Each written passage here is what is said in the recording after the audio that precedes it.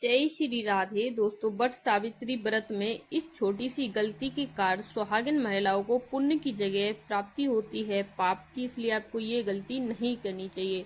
सनातन परंपरा में जिस बट सावित्री व्रत को अखंड सौभाग्यवती का वरदान दिलाने वाला माना जाता है, उसमें आखिरकार सुहागिनों की किस गलती के कारण उन्हें पाप बड़ा दोष लगता है, कौन सा कारण है जिससे उन्हें बहुत बड़ा दोष और पाप लगता है। आप ये गलती कभी ना करें बट सावित्री व्रत में, अन्यथा आपको भी बहुत बड़ा दोष और पाप लगेगा। हिंदू धर्म से जुड़ी महिलाओं के लिए जेठ मास की अमावस्या का बहुत ज्यादा धार्मिक महत्व होता है, क्योंकि इसी दिन वे अपने पति की लंबी आयु के लिए बट सावित्री व्रत रखती हैं।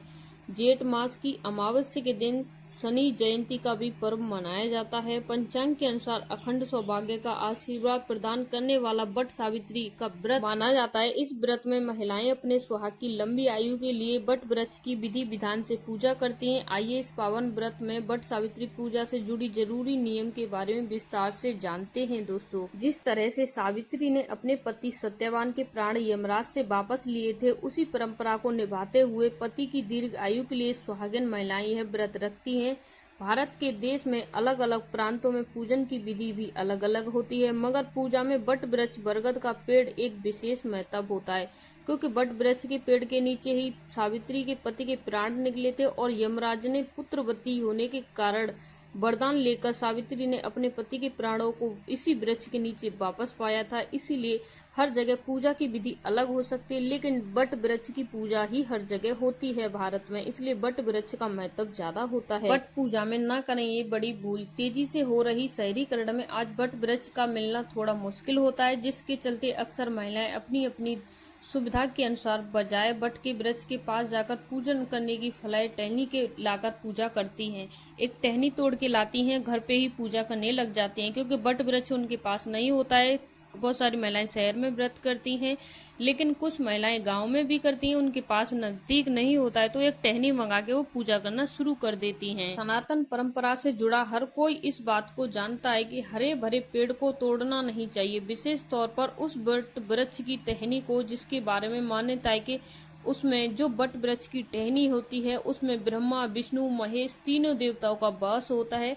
अगर आप बट वृक्ष की टहनी तोड़ के व्रत करती हैं, घर पे लाके पूजन करती हैं, तो आप देवताओं का अपमान करते हैं। इसको आपको शुभ फल की प्राप्ति बल्कि दोष लगेगा, इसलिए आपको टहनी लाके नहीं बल्कि बट वृक्ष के नीचे जाके व्रत करना चाहिए।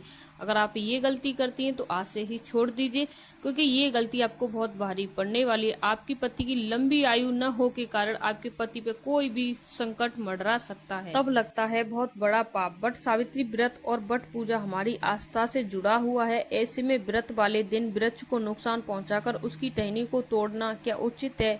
जब आप अपने पति की दीर्घ आयु के लिए पूजा के दिन व्रत रख सकती हैं, तो आप आसपास कोई बट वृक्ष ढूंढकर वहां सामूहिक रूप से पूजन के लिए भी जा सकती हैं।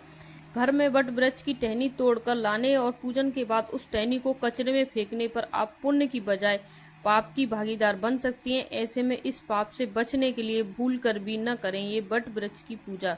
वृक्ष के नीचे जाकर ही सामूहिक रूप से उसकी पूजा करने से फुल पुण्य प्राप्ति होती है। पूजा का शुभ मुहूर्त, अगर आप पूजा करते हैं तो पति की दीर्घ आयु के लिए किए जाने वाले बट सावित्री पूजन के लिए सुबह 7:19 से सुबह 10:42 तक अत्यंत शुभ मुहूर्त रहने वाला है। इस समय आप पूजा कर सकती हैं।